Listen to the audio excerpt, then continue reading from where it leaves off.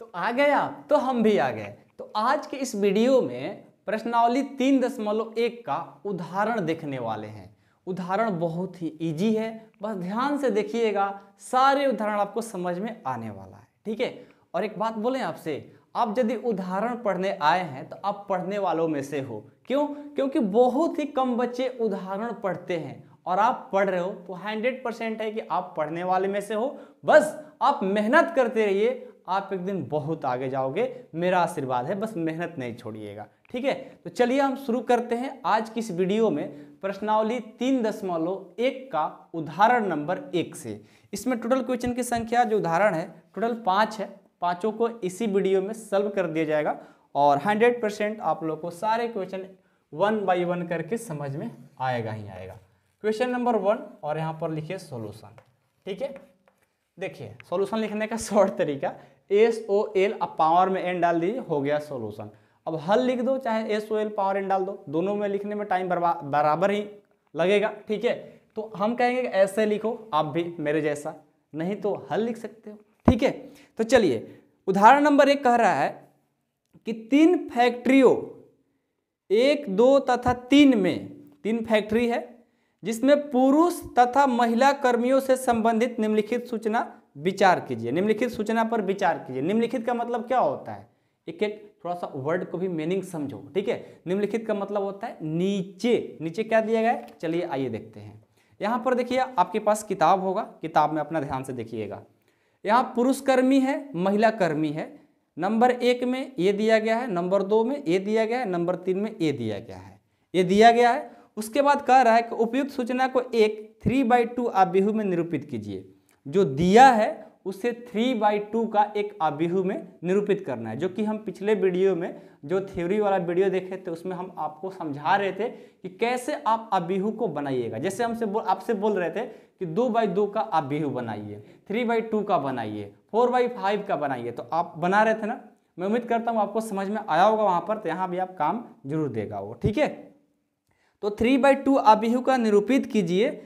तीसरी पंक्ति और दूसरे स्तंभ वाली प्रविष्ट क्या प्रकट करती है। पंक्ति को इंग्लिश में क्या बोलते हैं, रो। कल ही पढ़ाए थे ना कि क्षैतिज या पंक्ति को इंग्लिश में आप हमेशा रो यूज करेंगे, आप भी हमेशा रो ही यूज करिए, क्योंकि हिंदी में हम थोड़ा सा कन्फ्यूजन में डालता है। पंक्ति समझ में नहीं आती बातें, तो रो डायरेक्ट समझिएगा और याद रखिएगा, क्योंकि हमेशा जब भी आएगा तो रो बोलेंगे, ठीक है। या आपको मन है कि पंक्ति ही सर बोलेंगे तो बोलिए, कोई दिक्कत नहीं है, आप बोल देते हो तो ठीक है।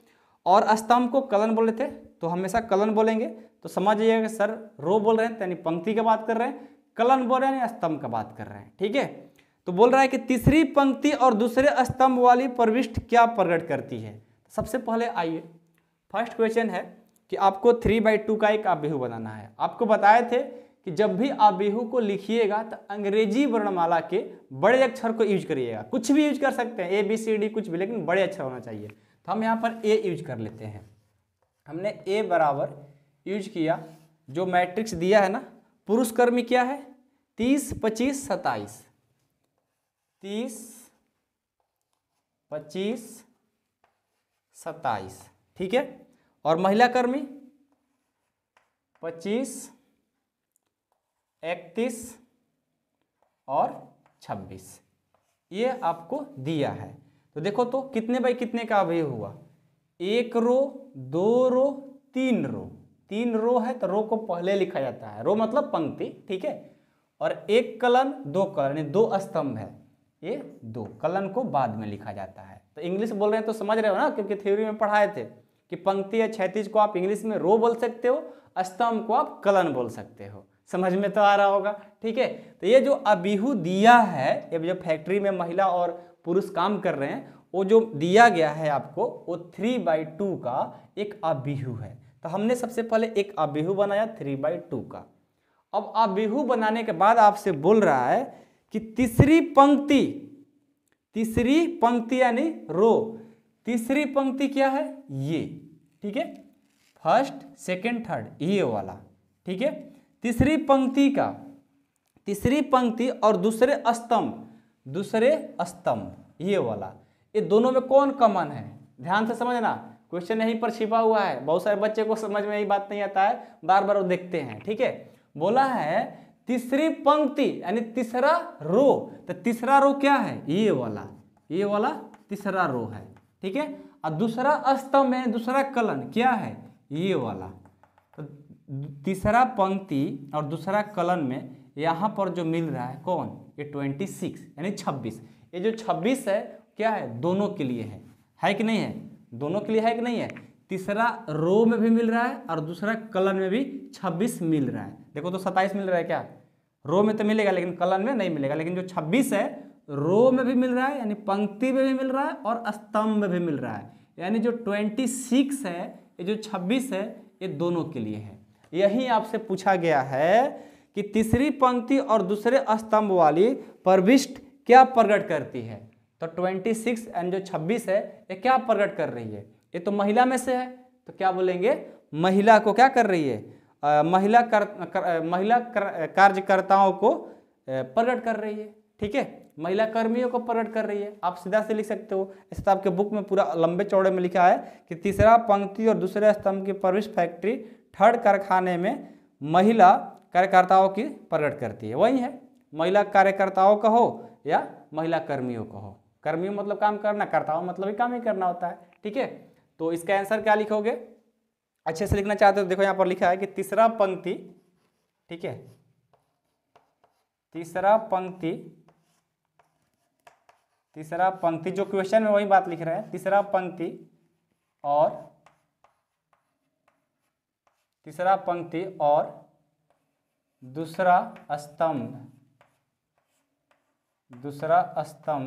की प्रविष्ट फैक्ट्री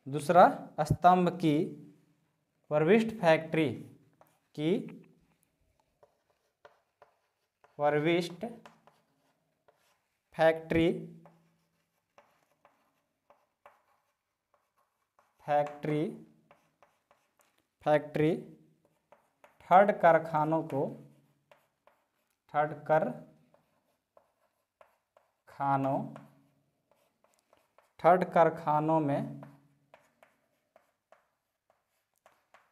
महिलाओं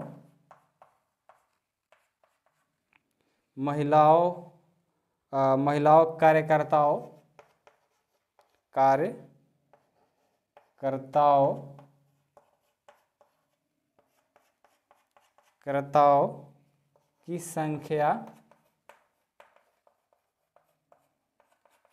की संख्या प्रकट करती है, ठीक है। तो आप यदि इतना लंबे चौड़े नहीं लिखना चाहते हो, तो सिंपल भाषा में भी लिखना चाहते हो, तो सीधा सी बात है, आपसे जो पूछा गया वहीं सेम चीज लिख दो। लिखो कि तीसरा पंक्ति और दूसरा स्तंभ की जो महिला कार्यकर्ताओं की संख्या को प्रकट करती है। आप ये चीज़ प्रविष्ट फैक्ट्री थर्ड कारखानों में ये लाइन छोड़ भी दोगे तो कोई दिक्कत नहीं है, वो तो समझने वाले समझ ही जाएंगे, क्योंकि क्वेश्चन तो पढ़ रहे हो ना भाई, तो क्वेश्चन के अकॉर्डिंग ही आंसर दिया जा रहा है। तो आप ऐसे भी लिख सकते हो, सीधा सी बात है कि तीसरा पंक्ति और दूसरा स्तंभ की महिला कर्मियों को संख्या प्रकट करती है, ये भी लिख सकते हो, ठीक है। तो अपने अनुसार लिखना है, नहीं कि बुक में ऐसा लिखा गया था और हम ऐसे लिखे हैं तो वही सेम चीज लिखना है, नहीं भाई, समझो बात को और अपने माइंड से लिखो, वो बहुत इंपॉर्टेंट है, समझ गए। ऐसा नहीं कि रट के पढ़ेंगे, सर जी जैसे लिखे हैं वैसे ही लिखेंगे, बुक में जैसा है वैसे ही लिखेंगे, बिल्कुल नहीं। अपने माइंड से समझो बातों को और अपने खुद का जो मन में आ रहा है लिखने के लिए बोल रहा है उस चीज़ों को लिखोगे, वो बहुत इंपॉर्टेंट होगा। हाँ, हो सकता है 2 वर्ड 3 वर्ड छूट जाएगा, कोई बात नहीं, लेकिन मेन चीज़ तो लिख ही दोगे कि तीसरा पंक्ति और दूसरा स्तंभ की महिलाओं कार्यकर्ताओं की संख्या प्रकट करती है, या ऐसा लिख सकते हो तीसरा पंक्ति और दूसरा स्तंभ महिला कर्मियों की संख्या को प्रकट करती है। यही चीज को तो दिखाना था, बस हो गया। अब आपको ऐसा क्वेश्चन कभी आएगा एग्जाम में? बिल्कुल नहीं आएगा, बस आपके नॉलेज के पर्पज से दिया गया है, आपके नॉलेज कैसे ग्रो होगा, ठीक है। तो नॉलेज को बढ़ाइए, किसी चीज को पीछे नहीं भागना है, उस पर फोकस करिए, अपने खुद को ग्रो करके खुद से कुछ कंसेप्ट निकाल करके कुछ लिखना शुरू करो आप लोग, ठीक है। अब ये नहीं कि कंसेप्ट ही कुछ अलग खोज कर दो, ऐसा कुछ होने वाला नहीं है, ऐसा आप लोग से होगा भी नहीं अभी, ठीक है। अभी तो स्टार्टिंग है, आगे बहुत होगा, आप लोग मेहनत करो, काहे नहीं होगा, ठीक है। लेकिन जो हम लिखते हैं ना, उसको थोड़ा जो लिखते हैं वही सेम चीज़ लिखने के लिए कोशिश मत करो, कभी नहीं होगा, ठीक है। मान लो कि हमारे पास चौक है और इस चौक हम वहाँ पर फेंक रहे हैं, तो आपसे कहें सर आप बाबू वहीं पर फेंको, फेंक पाओगे? नहीं फेंक पाओगे। लेकिन ऐसा ही बिना देखे समझे फेंकने की कोशिश करोगे तो आसपास में गिरेगा, ठीक है। और 100% कहा जाएगा नहीं वहीं पर फेंको, आप फेल हो जाओगे वहाँ पर। तो वैसे नहीं करना है, आपको क्या करना है, अपने मन में उसको बढ़ाओ, अपने नॉलेज को बढ़ाओ, अपने खुद का जो नॉलेज कह रहा है, खुद का जो ग्रो होने के बाद, पढ़ने के बाद, सीखने के बाद जो आपके मन में जो बातें आती है उसको लिखो, उसको सही समझो, उसको लिखोगे तो आपके लिए बेहतर होगा। एग्जामिनर भी देगा कि हाँ बच्चा खुद से किया है, नहीं तो बुक का देख करके तो बहुत सारे लोग चीटिंग करते लेकिन नंबर नहीं आता है, ठीक है। तो माइंड को बढ़ाओ और खुद का जो अंदर से निकलता है वो चीज़ को सामने प्रकट करो, वो बहुत इंपॉर्टेंट होती है। भले देखने में सुनने में बुरा लगता है, आप लोग को अच्छा नहीं लगेगा, लेकिन सामने वाले पर्सन को अच्छा लगेगा। ट्राई तो करो, ठीक है। जैसे हमने ही लिख दिया बुक से देख करके, तो क्या कुछ हुआ? नहीं। अपने खुद से लिखेंगे और अच्छा होगा। लेकिन हम एक टीचर हैं, आपको सारे बात समझाने की कोशिश हमेशा करते रहते हैं, ठीक है। चलिए, तो क्वेश्चन नंबर 1 कंप्लीट हो गया, ठीक है। सबको समझ में आया ना? क्वेश्चन नंबर 1 कभी आपके एग्जाम में नहीं आ सकता है, आपको हमें बता दिए। ये नॉलेज के पर्पज से है और इस क्वेश्चन को अच्छे से समझोगे तो आपका नॉलेज जरूर बढ़ेगा। पता नहीं चलेगा कि बढ़ा कि नहीं बढ़ा, वो बाद में दिखता है, माइंड ग्रो करता है, ठीक है। चलिए, क्वेश्चन 2 है, यदि किसी अवयव में 8 अवयव हैं तो इसकी संभव कोटियां क्या हो सकती है? बोला है यदि किसी अवयव में 8 अवयव हैं। इस क्वेश्चन को हम लिखेंगे और इस पर 2-3 क्वेश्चन और देंगे आप लोगों को बनाने के लिए, इसलिए क्वेश्चन बहुत इंपॉर्टेंट है, ठीक है। क्वेश्चन नंबर 2 है, यदि किसी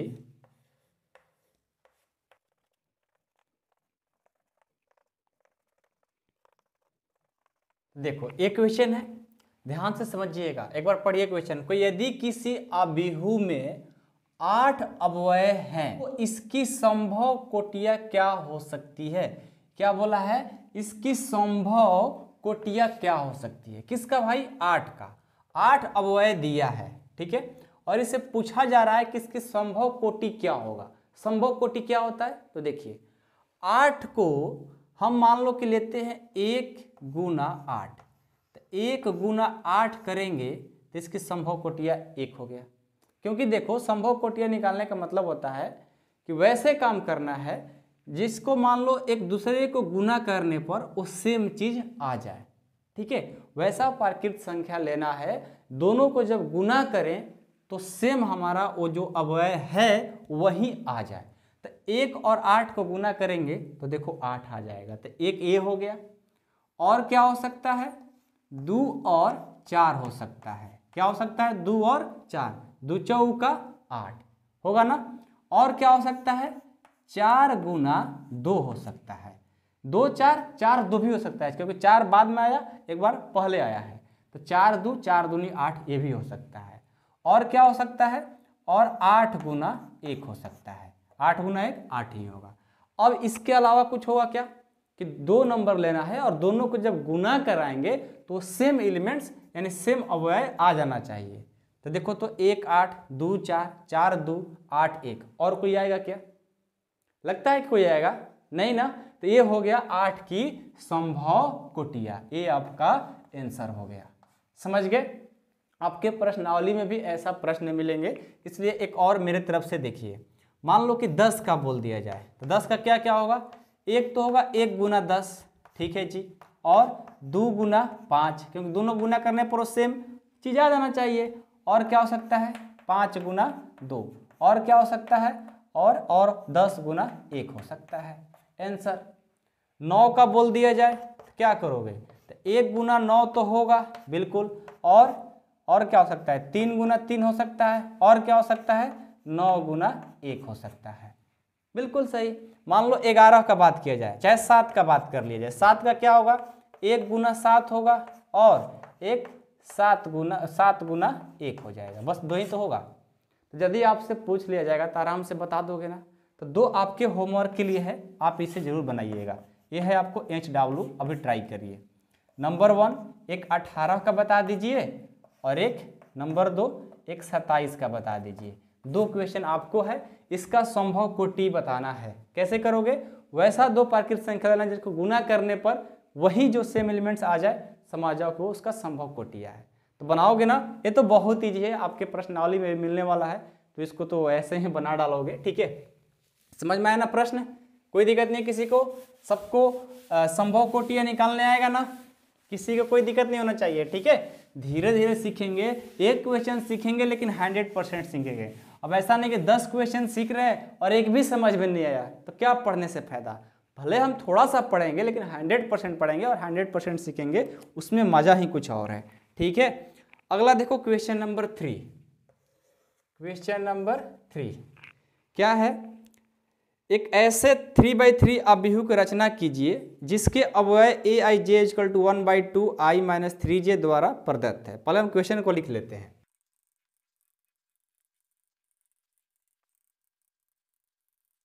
ठीक है, तो ये क्वेश्चन है, ध्यान दीजिएगा, इस क्वेश्चन को बहुत अच्छे से समझना होगा, ठीक है। एक बार पढ़िए मेरे साथ क्वेश्चन। एक ऐसे 3/2 अभिहु की रचना कीजिए। आपको क्या करना है, 3/2 का एक अभिहु बनाना है। तो सबको अभिहु बनाने आता है, ठीक है। जिसके अवयव aij बराबर 1/2 i - 3j द्वारा प्रदत्त है। तो सबसे पहले आपको 2 क्वेश्चन इसमें है। पहले आप 3/2 अभिहु को रचना कीजिए। तो हम क्या करेंगे, लिखेंगे सॉल्यूशन, ठीक है। सबसे पहले क्या करेंगे, 3/2 अभिहु की रचना, अभिहु की रचना, ठीक है। कैसे लोगे, कोई भी अंग्रेजी वर्णमाला के एक बड़े अक्षर ले लो, a बराबर ले लेते हैं। 3/2 अभिहु को बनाना है ना, यानी 3 क्या, रो और 2 कलन। तो क्या होगा, a11 a12, यही होगा ना। रो कितना चाहिए, 3 और कलन 2, तो 2 ही तक लेकर चलेंगे। उसके बाद कहाँ से शुरू होगा, a21 a22, सबको पता है। उसके बाद a31 a32, सबको अभिहु का रचना करने आ रहा है ना। बताए थे ना थ्योरी में कि सबसे पहले a11 से शुरू करेंगे और चेक कर लेंगे कितने बाई कितने का बनाना है। 3/2 यानी 3 को रो चाहिए, 2 को कलन चाहिए। तो देखो a11 से शुरू करेंगे, a12 तक खत्म। क्यों, क्योंकि 1 रो 2 रो तक ही चलना है। 1 कलन 2 कलन 3 कलन चाहिए, तो 3 कलन तक है। तो शुरुआत होता है a11 a12 a21 a22 a31 a32। ये प्रैक्टिस से धीरे धीरे आपको आ जाएगा, यदि नहीं आ रहा होगा तो, ठीक है। बार बार ऐसा मिलेगा, अपने आप आ जाएगा। और ऐसे हम पहले आपको बताए थे थ्योरी में, और पढ़े होंगे तो आपको अच्छे से पता होगा। तो सबसे पहला क्वेश्चन क्या था कि कैसे 3/2 अभिहु की रचना कीजिए। हमने एक अभिहु की रचना कर लिया जिसके अवयव aij, ये जो 1 1 1 2 2 1 2 2 3 1 3 2 है, वो है देखो, पहला i है और दूसरा j है। पहला i दूसरा j, पहला i दूसरा j, पहला i दूसरा j, पहला i दूसरा j, पहला i दूसरा j, पहला i दूसरा j है। समझ रहे हो ना। तो इस पर क्या करेंगे, इनका बारी बारी से, ठीक है, इनका बारी बारी से क्या करेंगे, मान रखेंगे। और मान रखेंगे तो इसका एग्जैक्ट वैल्यू आ जाएगा। a11 का मान आ जाएगा, फिर इसमें रख देंगे। a12 का मान आ जाएगा, इसमें रख देंगे। अपना 3/2 का अभिहु बन जाएगा, ठीक है। ये तो सिर्फ रचना की है, लेकिन इसका मान नहीं आया अभी, समझ गए। तो चलिए हम आगे बढ़ते हैं। तो आपका क्वेश्चन में दिया गया है a अवयव, ठीक है। अकॉर्डिंग टू क्वेश्चन क्या दिया गया है कि aij बराबर 1/2 i - 3j, ठीक है। तो चलो सबसे पहले a11 का मान निकालते हैं। a11, तो देखो i का मान 1, j का भाई मान 1 है। तो यहाँ पर जहाँ i j आएगा उसका मान रख देंगे। 1 है तो 1/2। i का मान क्या है, i का मान देखो, कंपेयर करेंगे, तुलना करेंगे तो i का मान 1 हो जाएगा। i पूछ रहा है तो i का मान 1 हो गया। माइनस 3 इंटू है j का मान देखो कंपेयर करेंगे तो 1 ही है, तो 1 हो गया। इसे हल कर दो, 1/2 1 और -3, 1 और 3 गुना 1 3 होगा, 1 में से 3 जाएगा, -2 आ जाएगा, ठीक है। अब देखो आपको पता होना चाहिए, ये जो है एक मापांक लगा है, और मापांक 11वीं क्लास में पढ़े हो ना, हमेशा प्लस होता है, पॉजिटिव होता है, हमेशा धनात्मक होता है। नेगेटिव रहे पॉजिटिव हो जाएगा, पॉजिटिव हो तो पॉजिटिव ही रहेगा, ठीक है। तो देखो हमेशा ये तो माइनस हट जाएगा क्योंकि मापांक लगा है तो पॉजिटिव हो जाएगा। तो यहाँ से इसका मान हो जाएगा 1/2 गुने 2, 2 2 कट गया यानी यहाँ से 1 आ जाएगा। ठीक है, उसके बाद A12 का मान निकालेंगे तो लिखेंगे A12 का मान, तो क्या हो जाएगा 1/2, आई का मान क्या है, आई का मान 1 है तो 1 माइनस 3 गुना क्या चाहिए जे ना, जे पूछ रहा है 3J, तो यहाँ से जे से इससे कंपेयर करेंगे तो जे का मान 2 हो जाएगा। ये देखो 2, इतना हम देखो धीरे धीरे इसलिए बता रहे हैं कि पहली बार है इसलिए। अब ऐसा मत करना सर बहुत धीरे पढ़ा रहे हो, ठीक है, पहली बार है, एक ही बार में सब सीखेंगे यार, क्या बात है। तो 1 माइनस 3 और 2 से करेंगे 6 हो जाएगा। यहाँ से देखो तो 1/2, 1 में से -6 जाएगा, 1 में से -6 जाएगा, कितना होगा -5 हो जाएगा। यानी 1/2 और गुना, गुना में है ना -5, यानी मापांक लगा है, मापांक क्या हो जाएगा प्लस हो जाएगा। यहाँ से आपका 5 और 1 से गुना करेंगे ये हो जाएगा 5/2। ठीक है, A11 हो गया, A12 हो गया। अब क्या निकालेंगे A21, दिख रहा है ना, A21 निकालते हैं, A21। अब I का मान 2 हो गया, I का मान 2, J का मान 1। अब जल्दबाजी करेंगे, ठीक है, हाली हाली करेंगे, हाली हाली मतलब जल्दबाजी, ठीक है। I का मान 2 है और 3 और J का मान 1 है। हम लोग भोजपुरी में बोलते हैं हाली हाली, ठीक है ना, उसको बोलते हैं मतलब जल्दी जल्दी। 1/2 और 2 का 2 माइनस 3 और 1 से करेंगे 3, यहाँ से हो जाएगा 1/2 और 2 में से -3 जाएगा -1 हो जाएगा। यहाँ से 1/2 -1 मापांक लगा है तो +1 हो जाएगा और यहाँ से 1/2 हो गया। शायद आप लोगों को नीचे वाला अब दिख नहीं रहा होगा, ठीक है, मेरे ख्याल से ऐसा लग रहा है, लेकिन एक और लेते हैं। A21 हो गया, A22 निकालते हैं, ठीक है। A22 दिख रहा है ना, नहीं दिख रहा तो आवाज़ ध्यान से सुनिएगा। 1/2, I का भी मान 2 है, J का भी मान 2 है, तो I की जगह 2 और J की जगह भी 2 ही रखना है क्योंकि इसका मान A दिया है। तो 1/2, 2 का 2 और 3 और 2 से गुना कर देंगे 6 हो जाएगा। यहाँ से 1/2 और 2 में से -6 जाएगा -4 हो जाएगा। और यहाँ पर करेंगे तो 1/2 और गुना +4 हो जाएगा ना, क्योंकि मापांक लगा है, तो 2 से 4 से कर देंगे तो 2 हो गया, यानी यहाँ से 2 आ गया। ठीक है, तो A22 तक निकाल लिए। अब हमें क्या चाहिए A31। A31 कहाँ निकाले, जगह तो है नहीं, तो क्या करें, यहाँ पर कर दें, यहाँ पर कर लेते हैं, ध्यान दीजिएगा। अब हम निकालते हैं A31, तो 1/2, ठीक है, और I का मान क्या है, इस बार 3 है ना, तो 3 और -3 गुना J का मान कितना है 1। तो यहाँ से क्या हो जाएगा, इसको हल करेंगे तो 1/2, 3 और -3 डायरेक्ट कर लेते हैं, जगह नहीं है तो 3 और 3 गुना 1 करेंगे 3, 3 में से 3 जाएगा 0, यानी ये सब 0, 0 में किसी भी संख्या से गुना करेंगे तो वो 0 ही मिलेगा। अब A32 निकालेंगे, A32, तो 1/2, I का मान 3 और J का मान 2, तो यहाँ से क्या हो जाएगा 1/2, ये 3 और 3 दूनी 6, 3 में से -6 हो जाएगा, 6 नहीं 6 बोलते हैं कभी कभी हमारे क्या बोले, बचपन में हम लोग 6 के बदले 6 ही पढ़े हैं, शायद मम्मी पापा यहीं सिखाए थे लग रहा है, तभी तो 6 आता है। कुछ बच्चे कमेंट करते हैं सर 6 को 6 क्यों बोलते हैं, निकल जाता है यार, ठीक है सॉरी। 3 और -3 2 जा 6, यानी 3 दूनी 6, 6 यार कोई बात नहीं, होता है। तो 3 और 3 से 2 से करेंगे 6, तो 3 में से 6 जाएगा, -6 है ना, तो -3 हो जाएगा। ठीक है, और माइनस तो प्लस हो जाएगा क्योंकि मापांक है, तो 3 और 1 से गुना करेंगे 3 और बट्टे में 2 हो गया। ठीक है, इतना आ गया, ये आ गया 3/2। अब देखो सबका हम A11, A12, A21, A22, A31, A32 सबका मान निकाल दिए ना।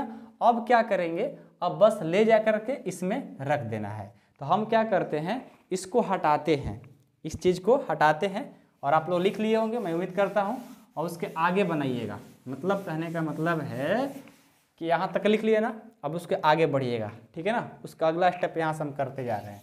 ठीक है, क्या करेंगे, अतः लिखेंगे अतः ए इजकल टू जो आपका मैट्रिक्स आ गया लिखो। ल हम तो हटा दिए, अब कैसे होगा यार, अब होगा कैसे, अब यहाँ लिखेंगे कैसे, देखो आपके कॉपी में है, मेरे यहाँ तो सब डिलीट हो गया। ठीक है, आपके यहाँ होगा कि आप A11 का यहाँ पर मान निकाल कर क्या लाए हो, उसको रख दो बाबू। हम यहाँ से गलती से डिलीट कर दिए, हमको ध्यान ही नहीं पड़ा कि हमारा काम है आगे। ठीक है, तो A11 का मान यहाँ लिख लो, यहाँ पर आया होगा देख लो, A11 का मान यहाँ लिख लो, A12 का जो मान है ना यहाँ लिख लो। ठीक है, A21 का मान वहाँ पर लिख लो, A22 की जगह लिख लो उसका मान, A31 का मान देखो मेरे पास है तो 0 लिख लेते हैं, A32 का मान मेरे पास है 3/2, 3/2 हो गया। ये जो छूट गया है ना, हमसे गलती से डिलीट हो गया था, तो आपके पास कॉपी में तो होगा, तो वहाँ उसको लिख लो। ठीक है, या वीडियो को पीछे करके देख लो, आपको पास तो सब कुछ है, मेरे पास लेकिन कुछ भी नहीं है। ठीक है ना, तो आप लोग क्या करो, यहाँ पर उनका मान लिख दो, यही आपका आंसर हो जाएगा। यही आपसे पूछा गया था कि एक ऐसे 3/2 अभिव्यक्ति की रचना कीजिए जिसके वह ये दिया गया, उसके इसके अनुसार से 3/2 का अभिव्यक्ति बनाना था। तो हमें नहीं पता था, तो हमने क्या करेंगे, एक अभिव्यक्ति का रचना करेंगे और इसके मदद से इसका मान बारी बारी रख करके एक निकाल लेंगे। समझ में आया बात। तो ये था आपका क्वेश्चन नंबर कौन सा, ये क्वेश्चन नंबर 2 था कि 3 था। समझ में आया ना, ऐसे प्रश्न आपके एग्जाम में आते हैं, ध्यान से समझिएगा, ध्यान से पढ़िएगा। ठीक है ना, ऐसे प्रश्न आपके एग्जाम में आते हैं, तो इसको छोड़ना नहीं है, अच्छे से बनाना है। ठीक है, चलिए आगे बढ़ते हैं।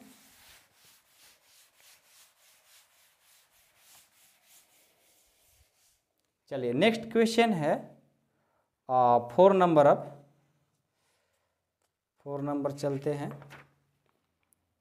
4 नंबर कहाँ है, नहीं है क्या, है 4 नंबर तो है क्वेश्चन, हम देखे थे, हाँ यहाँ पर है। क्वेश्चन है क्वेश्चन 4, ये भी इंपॉर्टेंट है, ध्यान से देखिएगा।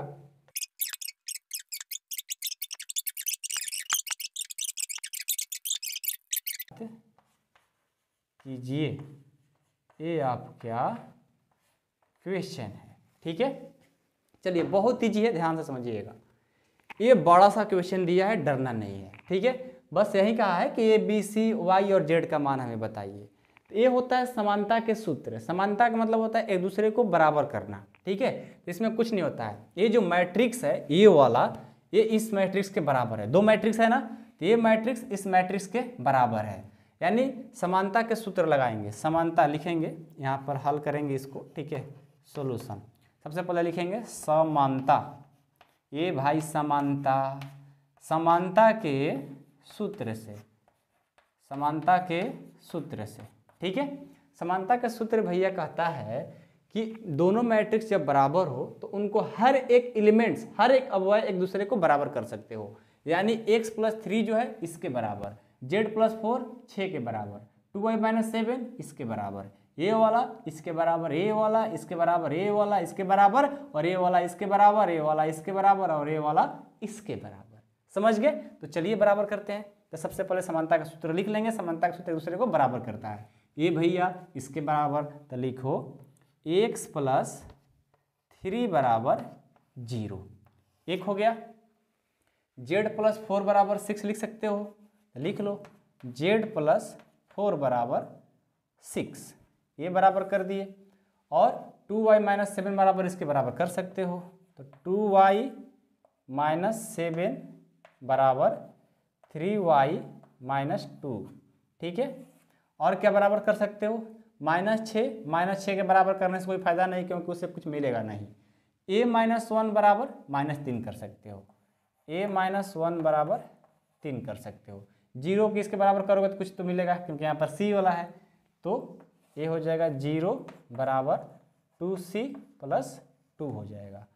और b-3 बराबर इसको करेगा तो b का मान मिलेगा, तो कहाँ पर उसको रखें, पहले इनका मान निकाल लेते हैं, नहीं तो यहाँ पर शायद आप लोग को दिख रहा होगा, तो ठीक है क्या कर लेंगे, b-3 इसके बराबर, तो b-3 बराबर क्या हो जाएगा 2b+4। ठीक है, ये हमने सबको बराबर कर दिया। अब -21 के बराबर करेंगे तो कुछ मिलेगा नहीं, तो छोड़ दो। 0 0 के बराबर करेंगे तो कुछ मिलेगा नहीं, छोड़ दो। ठीक है, अब क्या करेंगे, सब बराबर तो लिख लिए, अब सबका मान निकाल लो। जो 6वां 7वां में जो छोटी छोटी गणित पढ़े हो ना, वही काम करना है। ठीक है, तो x प्लस 3 बराबर 0 है ना, तो x बराबर ये प्लस है इधर जाएगा तो माइनस, तो x का मान आ गया -3 हो गया। यहाँ देखो z है ना, ये प्लस 4 इधर जाएगा तो माइनस हो जाएगा, 6 माइनस 4, तो z बराबर 2 हो गया। ये देखो ये 2y है तो 2y, ये प्लस है ना इधर जाएगा तो माइनस, और ये देखो -2 है और ये माइनस इधर जाएगा तो प्लस हो जाएगा, तो 2y में से -3y जाएगा तो क्या आएगा -y बराबर -2 और +7 कितना +5 हो जाएगा। y में माइनस लगा ना, माइनस को इधर भेज देंगे तो y बराबर क्या हो जाएगा -5 हो जाएगा। ठीक है, a -1 बराबर 3 है ना, a बराबर क्या हो जाएगा 3, अब माइनस इधर जाएगा तो प्लस, a बराबर क्या हो जाएगा 4। यहाँ पर सबको समझ में आया ना।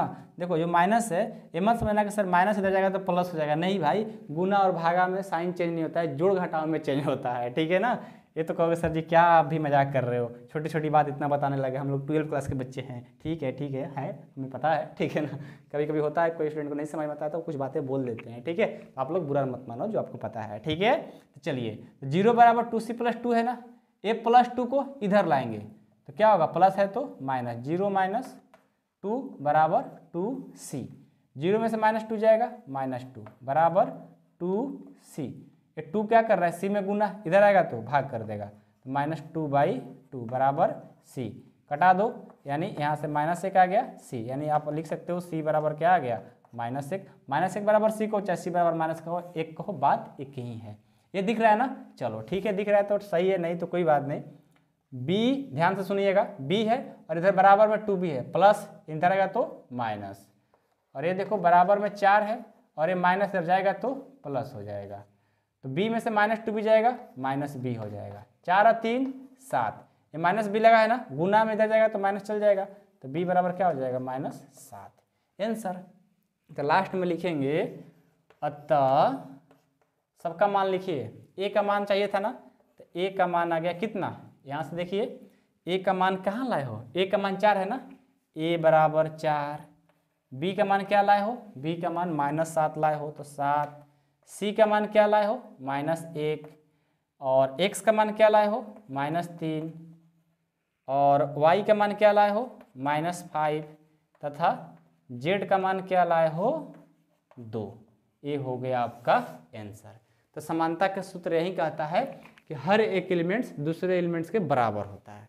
ठीक है, बस आराम से x y z a b c d का मान निकाल दो, आंसर हो गया। इस तरह का प्रश्न आपके एग्जाम में आते हैं, ध्यान से अभी से ही पढ़ लीजिएगा। ठीक है, चलिए 4 समझ में आ गया ना। अब एक लास्ट है, उसको भी देख लीजिए। क्या करना है, किसी क्वेश्चन को हम लोग छोड़ेंगे थोड़ी, सब क्वेश्चन को पढ़ेंगे ना। छोड़ना है क्या आपको, नहीं ना, नहीं छोड़ना है भाई, थोड़ा सा टाइम लगेगा लेकिन उस क्वेश्चन को गर्दा उड़ा देना है। ठीक है, चलिए 5 है, पहले हम लिख लेते हैं, उसके बाद हम पढ़ेंगे, क्योंकि पढ़ने लिखने में टाइम लगता है, लिखने में टाइम लगता है, पढ़ने में नहीं। ठीक है, ज्ञात कीजिए। ठीक है, तो चलिए इस वीडियो को नहीं यार, ठीक है, हम कुछ सोच रहे थे कि रात में इतना बज गया, वीडियो बना रहे हैं, आप लोग के लिए मेहनत कर रहे हैं, तो वीडियो को जितना हो सके शेयर कर दीजिएगा। शेयर करें या ना करें कोई बात नहीं यार, आप लोग पढ़िए, हम आप लोग के लिए मेहनत कर रहे हैं, तो क्या लालच सबको होता है कि वीडियो को शेयर होंगे, हमारा भी बहुत सारा स्टूडेंट हमसे जुड़ेंगे, हमारा भी फैमिली बहुत बड़ा फैमिली होगा, और आप लोग का सपोर्ट रहेगा तो यार काहे नहीं होगा। आप लोग बहुत मेरे लिए भगवान हो यार, तो आप लोग कैसे हम छोड़ सकते हैं। कभी अपने भगवान को कोई मतलब अनरिस्पेक्ट करता है क्या, सब लोग तो रिस्पेक्ट ही करते हैं, तो हम आपको बहुत रिस्पेक्ट करते हैं, आप मेरे हो, मेरे दिल में हो। ठीक है, आप लोग के लिए कुछ भी कर सकते हैं, कितना भी कुछ बजाए अभी, लेकिन टाइम जो हो रहा है ना, रात का कितना हो रहा है भाई साहब, 12:30, हाँ 12:30 हो रहा है। ठीक है, कोई बात नहीं, तो थोड़ा सा एनर्जी में हम नहीं लग रहे हैं, कहा लग रहे हैं ना, ऐसा बात नहीं ना कि 11-12 बज गया तो एनर्जी नहीं है मेरे पास, है यार। ठीक है, चार्ज रहते हैं 24 घंटा यार। ठीक है, चलो, तो ये दिया है इतना बराबर इतना, तो ए बी सी डी का मान बताना है। वही सेम है, दोनों मैट्रिक्स बराबर है, तो आपको ए एलिमेंट्स इस एलिमेंट्स के बराबर होता है, और ये वाला इसके बराबर, ये वाला इसके बराबर, ये वाला इसके बराबर। किसके शर्त से भाई, समानता के शर्त बोलता है, समानता के शर्त से, समानता के शर्त से। ठीक है, लगा दो, क्या है 2a प्लस बी बराबर है 4 के, ठीक है। उसके बाद अच्छा ये क्या है, a माइनस 2b ना, यहाँ पर थोड़ा सा माइंड ज़्यादा लगाना पड़ेगा, ठीक है, ऐसे नहीं होगा, वो तो बहुत ईजी था ना, ये थोड़ा ईजी नहीं है, इसमें थोड़ा सा माइंड लगाना पड़ेगा, ठीक है। पहले जो दिया है उसको लिखते हैं, 2a प्लस बी बराबर 4 है ना, तो इसको लिख लो 2a प्लस बी बराबर 4, इसको मान लो समीकरण फर्स्ट, ठीक है। a माइनस 2b किसके बराबर, -3 के, a माइनस 2b किसके बराबर, -3 के, इसको समीकरण सेकंड कर लो। ये देखो 5c माइनस डी बराबर किसके है, 11 के, इसको कर लो समीकरण थर्ड, और ये इसके बराबर है, तो ये हो जाएगा 4c प्लस 3d किसके बराबर है, 24 के, ये हो गया 24, इसको समीकरण 4 मान लो, ठीक है। अब देखिए, अब आपको यहाँ से a b c d का मान बताना है, तो उसमें तो बहुत सिंपल से निकाल पा रहे थे, लेकिन यहाँ पर नहीं। तो आप लोग 10th क्लास में विलोपन विधि पढ़े हो ना, वही सेम यहाँ भी लगाना है। समीकरण फर्स्ट और सेकंड को लो और a और b का मान निकाल दो, फिर थर्ड और फोर्थ को लो और a और b का मान निकाल दो, हो जाएगा। आइए हम यहाँ से इसको सॉल्व करते हैं। हम क्या करेंगे, पहले आपको क्या करते हैं कि समीकरण फर्स्ट और सेकंड से हल करेंगे। तो समीकरण फर्स्ट जब विलोपन विधि पढ़े थे हम लोग क्या करते थे, या तो a को बराबर करते थे, नहीं तो b को बराबर करते थे। बराबर है तो सही है, नहीं तो उसमें गुना करके भी बराबर करते थे। तो क्या करेंगे, हम क्या करते हैं, समीकरण फर्स्ट में हम क्या करते हैं कि b को बराबर करते हैं। तो b देखो तो यहाँ पर a माइनस 2b है, ठीक है, a माइनस 2b है, यहाँ पर सिर्फ b है, तो 2 से गुना कर देंगे तो दोनों 2 हो जाएगा ना। तो चलो समीकरण फर्स्ट में हम क्या करते हैं, 2 से गुना कर देते हैं, ठीक है। और समीकरण सेकंड में 1 से, कोई माने फर्क नहीं पड़ेगा, 1 से करो नहीं भी करोगे तो काम चल जाएगा, लेकिन समीकरण फर्स्ट हमने 2 से गुना किया। तो जब समीकरण फर्स्ट में 2 से गुना किया तो क्या करेंगे, समीकरण फर्स्ट माइनस सेकंड कर देंगे, समीकरण फर्स्ट माइनस सेकंड करेंगे। तो देखो तो फर्स्ट क्या हो जाएगा, जब 2 से गुना करोगे तो 2 से और a से करेंगे, 2a से करें ना, 2 और 2a से करेंगे तो 4a हो जाएगा, ठीक है, 4a। अब प्लस 2 से और b से करेंगे तो 2b हो जाएगा। अब बराबर 4 से और 2 से करेंगे तो 8 हो जाएगा, ठीक है। समीकरण 2 तो ज्यों के त्यों है, क्योंकि 1 से करेंगे कोई फर्क नहीं पड़ेगा, a और a हो जाएगा -2b, ठीक है, और ये -3 है तो -3। अच्छा दोनों को जोड़ दो, क्योंकि दोनों का साइन एगो प्लस एगो माइनस है ना, तो दोनों को घटाने की जरूरत नहीं है, इसको जोड़ दो। समीकरण फर्स्ट और सेकंड को जोड़ दिए, ठीक है। बहुत सारे बच्चे यहाँ पर कन्फ्यूज रहते हैं कि सर कब जोड़ेंगे कब घटाएंगे। तो साइन देखो उसका चिन्ह क्या है, जब देख रहे हैं कि प्लस है और माइनस है, तो प्लस और माइनस है तो क्या करना पड़ेगा, दोनों को जोड़ना पड़ेगा। घटाओगे तो दोनों तो फिर माइनस माइनस प्लस ही हो जाता है, ठीक है। तो क्या करोगे, दोनों को जोड़ दो, जोड़ेंगे तो प्लस माइनस हो गया। अब देखो तो इसको जोड़ेंगे, 4a और a कितना हो जाएगा, 5a हो जाएगा, और ये प्लस और माइनस दोनों कट जाएगा, बराबर में कितना, इसको जोड़ेंगे 8 में से -3 जाएगा, ये आ जाएगा 5। a में 5 क्या कर रहा है, गुना, इधर जाएगा तो भाग कर देगा, a बराबर हो जाएगा 5/5, कटाएंगे तो 1 हो गया, यानी a का मान 1 आपका आंसर। सिर्फ a के तो मान से होगा नहीं, b का ही मान निकालना पड़ेगा। तो क्या करेंगे, समीकरण फर्स्ट में a का मान देने पर, a का मान देने पर, a का मान देने पर, सबको पता है ना कैसे दिया जाएगा। समीकरण फर्स्ट क्या है, 2a प्लस b है, दिख रहा है ना, 2a प्लस b है, 2a प्लस b बराबर में क्या है, 4 ना, तो 4, तो 2 का 2, a का मान 1 है, अब प्लस b बराबर हो गया 4। तो यहाँ से देखो b बराबर क्या हो जाएगा 4, और ये प्लस हो जाएगा तो माइनस, यानी b का मान आ गया 2, a का मान 1, b का मान 2 आ गया, ठीक है, एक काम हो गया। अब क्या करेंगे, अब हम चलेंगे समीकरण 3 और समीकरण 4 को c और d का मान निकाल लेंगे, इसको लिख लो, ठीक है। यहाँ तक हो गया ना, कोई बात नहीं। चलो अब क्या करेंगे, ध्यान दीजिएगा, अब हम समीकरण 3 और 4 से चलेंगे। समीकरण 3 4 क्या लिखेंगे, इसको भी देखो, एगो माइनस एगो प्लस है, दोनों को जोड़ देंगे, हो जाएगा। समीकरण 3 और 4 को जोड़ने पर, ठीक है। तो देखो यहाँ भी देखो कोई भी टर्म न c बराबर है ना d बराबर है, तो देखो इस d को हम बराबर करना चाहते हैं, यहाँ d है यहाँ 3d है, तो इसमें 3 से गुना कर देंगे हो जाएगा। सब 10th क्लास में पढ़े हो, ठीक है। तो 3 से गुना करेंगे 5 में तो 15c हो जाएगा, ठीक है। अब माइनस 3 से और d से करेंगे 3d हो जाएगा, और 3 और 11 से करेंगे तो ये 33 हो जाएगा। ये तो ज्यों का त्यों रहेगा, 4c प्लस 3d बराबर 24। दोनों को जोड़ दो, प्लस माइनस कैंसिल, 15 4 19 ना, 15 और 4 कितना हो जाएगा 19। 19c बराबर ए जोड़ेंगे तो 4 और 3 7, 3 2 5, 57 हो गया। c में 19 गुना कर इधर जाएगा तो भाग कर देगा, यानी 57/19 कटा दो 3 बार में, यानी c का मान क्या आ गया 3 आ गया। अब क्या करेंगे, समीकरण फर्स्ट में क्या लिखेंगे, फर्स्ट की थर्ड, समीकरण थर्ड में c का मान देने पर, c का मान देने पर क्या है, थर्ड क्या है 5c माइनस डी बराबर 11, 5c माइनस डी बराबर 11, 5 का 5, c का मान क्या है 3, तो 3 दे दो, माइनस डी बराबर 11 हो गया। तो यहाँ से 15 हो गया, माइनस डी बराबर 11। तो यहाँ से क्या करेंगे, देखो तो 15 प्लस इधर जाएगा तो माइनस, तो माइनस डी बराबर 11, और ये प्लस इधर जाएगा तो माइनस हो गया, तो माइनस डी बराबर हो गया -4, माइनस माइनस प्लस हो गया, यानी डी का मान आ गया 4। तो देखो तो लिख लेंगे, अतः ए का जो मान आया था 1, शायद 1 आया था ना, और बी का मान मेरे को याद नहीं आ रहा था, बी का मान लिखिएगा, और सी का मान कितना लाए हो 3, और डी का मान क्या लाए हो नीचे 4, देखो हो गया। ए का मान शायद 1 आया था ना, मेरे को याद नहीं रहा, हम हटा दिए, नई जगह था तो ठीक है। ए का मान जो आया है, अभी आप पीछे करके वीडियो देख सकते हो, चाहे आप कॉपी पर लिखे होंगे देख कर लिख लीजिए। ए का मान इतना, बी का मान लिख लीजिए, सी का मान लिख लीजिए, डी का मान लीजिए, यही आपसे आंसर पूछा गया था। आई होप कि आप लोग को आंसर आ गया होगा। हाँ आंसर तो आएगा यार, क्यों नहीं आएगा, देख लेते हैं। अभी यहाँ पर आया है, ए का मान 1, बी का मान 2 है, वहाँ 2 था, ठीक है। तो ए बी सी डी का मान हमने निकाल दिया। तो देखो ये जो हमने पढ़ा, एक क्लास 10th का भी यूज हो रहा है विलोपन विधि। तो ए बी सी डी का मान निकालने में विलोपन विधि का उपयोग होता है। विलोपन विधि हर जगह यूज होता है, इसलिए आपको नहीं आता होगा, ध्यान से पढ़ लीजिएगा विलोपन विधि का, ठीक है। और आप इसके ऊपर वीडियो चाहते हैं विलोपन विधि के, तो बना देंगे, क्योंकि बार बार इसका काम आएगा मैट्रिक्स में, ठीक है। और आज क्लास खत्म करते हैं। उम्मीद करता हूँ आप लोग क्लास अच्छा लगा हो तो वीडियो को लाइक कर दीजिएगा।